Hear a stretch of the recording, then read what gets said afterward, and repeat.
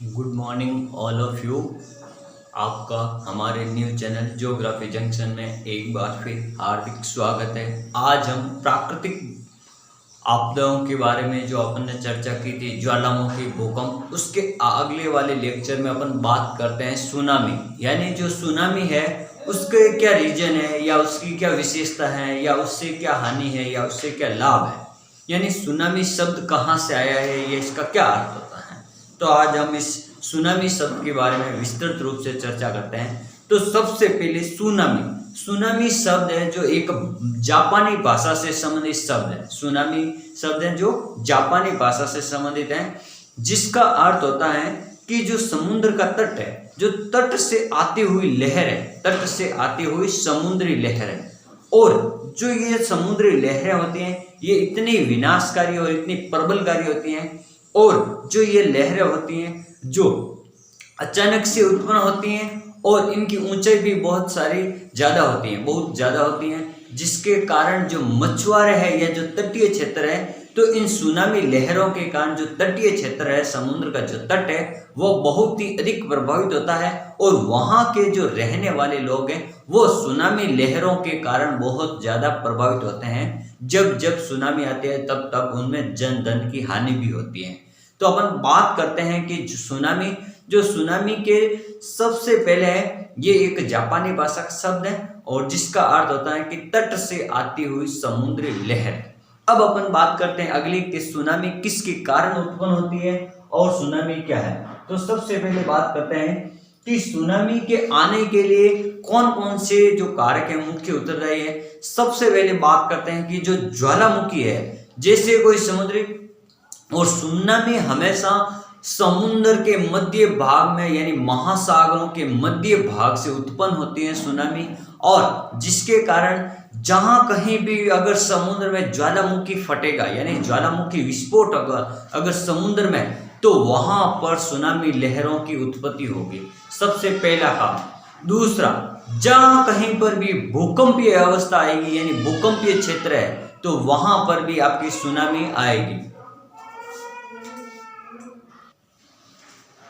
फिर बात करते हैं जैसे प्लेटों, यानी जो अपन की प्लेटें होती हैं, जो महासागरीय और महाद्वीपीय प्लेटें, जहां कहीं भी इन प्लेटों में अगर अभिसरण होगा, यानी ये जो प्लेटें आपस में टकराएगी, इनके टकराने के कारण भी समुद्रों में या समुद्र के तटवर्ती क्षेत्रों में सुनामी की उत्पत्ति होती है। अगला कारण अपन बताते हैं भूस्खलन। जैसे कोई समुद्र तटीय क्षेत्र है और उसके पास में जो बड़े बड़े ग्लेशियर है, अगर ग्लेशियर के पिघलने से वहां से जो भूस्खलन होता है, यानी जो बर्फ के बड़े बड़े पहाड़ या बर्फ के बड़े बड़े टुकड़े जब समुद्र के अंदर प्रवेश करते हैं, तो वहां पर भी समुद्रों के अंदर सुनामी की उत्पत्ति होती है। तो सुनामी ज्वालामुखी से भी होता है, भूकंप से भी होता है, प्लेटों के अभिसरण से भी होता है, और भूस्खलन से भी सुनामी की उत्पत्ति होती है। अगली बात करते हैं कि जब सुनामी आएगी तो समुद्र में क्या क्या परिवर्तन हो। जैसे ये आपका समुद्री भाग है, महासागरीय भाग है। इस महासागरीय भाग में जब जब सुनामी आएगी, तो जब जब सुनामी आती है, तो इस समुद्र का संपूर्ण भाग है जो प्रभावित होगा। इस समुद्र का संपूर्ण भाग, यानी जो जितनी ज्यादा गहराई है समुद्र की, उनमें इस समुद्र के संपूर्ण भाग को सुनामी जो लहरें हैं प्रभावित करती है, संपूर्ण भाग को। अगली बात करते हैं, जैसे यहाँ पर समुद्र में जो ये लहरें उत्पन्न हुई यहाँ पर, तो जैसे यहाँ पर समुद्र में कोई लहरें उत्पन्न हुई, तो जहां पर सुनामी की उत्पत्ति होती है, सुनामी तरंग या सुनामी लहरों की उत्पत्ति होती है, तो जैसे जैसे वो तट की ओर जाएगी, तो उनकी समुद्री लहरों की उत्पत्ति के स्थान से तट की ओर जाने पर तो उनकी ऊर्जा की मात्रा में कमी होगी, और उनकी जो ऊंचाई है, लहरों की ऊंचाई, वो हमेशा बढ़ती जाएगी, तट की ओर जाएंगे। जैसे ये मैंने बता दिया, यहाँ समुद्र तट में कहीं लहरें उत्पन्न हुई, तो यहाँ पर ऊंचाई कम है, धीरे धीरे जैसे जैसे जा रहे हैं ऊंचाई बढ़ती जाएगी। समुद्र के मुख्य भाग से तट की ओर जा रहे हैं, तो समुद्री लहरों की या सुनामी लहरों की ऊंचाई तो बढ़ेगी, लेकिन ऊर्जा की हमेशा क्या होगी, कमी होगी। ऊर्जा में क्या होगी, हमेशा कमी होगी, और लहरों की ऊंचाई में हमेशा वृद्धि होगी। ये एक मुख्य विशेषता है सुनामी लहरों की। अगली बात करते हैं कि जो समुद्री जो सुनामी है वो हमेशा महासागरीय भूकंप या पृथ्वी के आंतरिक बल या पृथ्वी के भू संचलन के कारण होती हैं। उस पर कोई भी बाह्य बल काम नहीं करता है। उस पर पृथ्वी के अंदर जो हलचल होती है या पृथ्वी के भूगर्भ से जो स्थितियां उत्पन्न होती हैं उनके कारण समुद्र में हमेशा सुनामी की उत्पत्ति होती है। अगली बात, जो ये सुनामी होती है, ये सुनामी हमेशा जो समुद्र के जो महासागर है उनमें सबसे ज्यादा जो प्रशांत महासागरीय क्षेत्र है उसमें सबसे ज्यादा प्रलयकारी या सबसे खतरनाक प्रकार की सुनामी आती है। ठीक है, तो अपन बात करते हैं जैसे एक बार इंडोनेशिया, जो इंडोनेशिया देश है उसके बाद उसके पास में है सुमात्रा द्वीप। तो सुमात्रा द्वीप पर आई थी आपकी सुनामी आई थी 26 दिसंबर 2004 को। सुमात्रा द्वीप पर 26 दिसंबर 2004 को बहुत ही भयंकर सुनामी आई थी। उसके बाद अपन बात करते हैं जापान देश की। तो 11 मार्च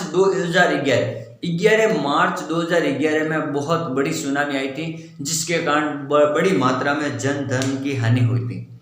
अगली बात करते हैं जो ये सुनामी है, तो इसकी सुनामी को आने के लिए या इसका पता लगाने के लिए भारत की सरकार या विश्व लेवल पर कुछ उपाय किए हुए हैं कि नहीं है। तो इसके लिए एक संस्था है या एक जो संघ है वो है डार्ट एक नाम की एक खास तकनीक है। इस डार्ट यानी deep ocean assessment and reporting of tsunami, इस डार्ट की फुल फॉर्म होती है deep ocean assessment and reporting of tsunami. यानी जो ये डार्ट है ये मुख्य रूप से सुनामी का पता लगाने के लिए होता है। इससे इस यंत्र से या इस तकनीक से अपन सुनामी का पता लगा सकते हैं और सुनामी किन किन क्षेत्रों में सबसे ज्यादा आएगी या कब आएगी इन सब का पता लगा। अपन ये कह सकते हैं एक प्रकार का सुनामी जब सुनामी लहर आएगी उनकी चेतावनी के लिए ये एक खास तकनीक है जो पहले ही बता देगी कि इसमें सबसे पहले सुनामी या संभावित क्षेत्र कौन कौन से हैं। तो अपन बात करते हैं जो ये डार्ट है इसके दो भाग होते हैं। एक होता है सुनामीटर, इसका काम होता है कि समुद्र में आई भूकंप की तीव्रता का मापन करना। जो समुद्र में भूकंप की तीव्रता आती है जिसके कारण सुनामी आती है उसकी तीव्रता का मापन करना होता है सुनामीटर का काम। दूसरा एक यंत्र होता है सिग्नलिंग एंड कम्युनिकेटिंग उपकरण, जिसका अर्थ यह होता है कि जिस क्षेत्र में सुनामी आएगी उन संभावित क्षेत्रों का पता लगाना होता है। इसका ये दो काम होता है इस डार्ट की खास तकनीक के, दोनों का अलग अलग काम है। और अब भारत लेवल पर इस पर क्या क्या काम किए गए हैं। एक भारत लेवल पर एक संस्था है DSS, expert decision support system. यानी जब भारत में सुनामी आएगी, जैसे तटवर्ती राज्य है 9 राज्य, उनमें से सबसे ज्यादा बंगाल की खाड़ी के पास में या अरब सागर के जो तट के पास में जैसे केरल है, तमिलनाडु है, महाराष्ट्र, गोवा, यहाँ पर आंध्र प्रदेश, यहाँ पर अगर या पश्चिम बंगाल, यहाँ पर जो समुद्र तटीय राज्य, यहाँ पर जो सुनामी लहर आएगी उनका पता लगाने के लिए भारत में भी एक सुनामी के लिए एक विशेष तकनीक बनाई गई, एक सिस्टम है जिसको कहते हैं DSS, expert decision support system. यह है जो भारत में भी सुनामी का क्या करते हैं, पता लगाते हैं। और सुनामी होती है जो दो प्रकार की हो सकती है, जिसको अपन कह सकते हैं एक स्थानीय सुनामी होती है और एक होती है दूरस्थ सुनामी। एक स्थानीय सुनामी और एक होती है दूरस्थ सुनामी। जो दूरस्थ सुनामी होती है वो हमेशा गहरे समुद्रों के भाग में, यानी जो गहरे महासागर है या गहरे सागर है वहां पर पाई जाती है, यानी वहां पर उस सुनामी की उत्पत्ति होती है। और फिर एक होता है स्थानीय सुनामी। स्थानीय सुनामी का मतलब होता है जो समुद्र का तटवर्ती क्षेत्र है या सुनामी जो समुद्र के तट की ओर आती है उन्हें अपन कहते हैं स्थानीय सुनामी। और हमेशा ये जो सुनामी तरंगे या जो सुनामी लहरें हैं ये महासागरों में अधिक गहरे होने के कारण उनका प्रभाव वहां पर कम पर दिखता है। और जैसे जैसे ये तट की ओर आएगी या छिछले भागों में आएगी तो इन लहरों या इन सुनामी तरंगों का प्रभाव सर्वाधिक देखने को मिलेगा। और इनके कारण क्या होगा, इनसे अपन को इनका क्या प्रभाव है, जैसे सुनामी आएगी तो इनसे जो द्वीप समूह है या छोटे छोटे द्वीप हैं उनकी जो अवस्थिति है वो बदल जाएगी। यानी जो सुनामी लहरों के कारण द्वीप के पास में बहुत बड़ी मात्रा में मिट्टी के रेत के ढेर जमा हो जाएंगे, तो उनमें परिवर्तन हो जाएगा द्वीपों की स्थितियों में।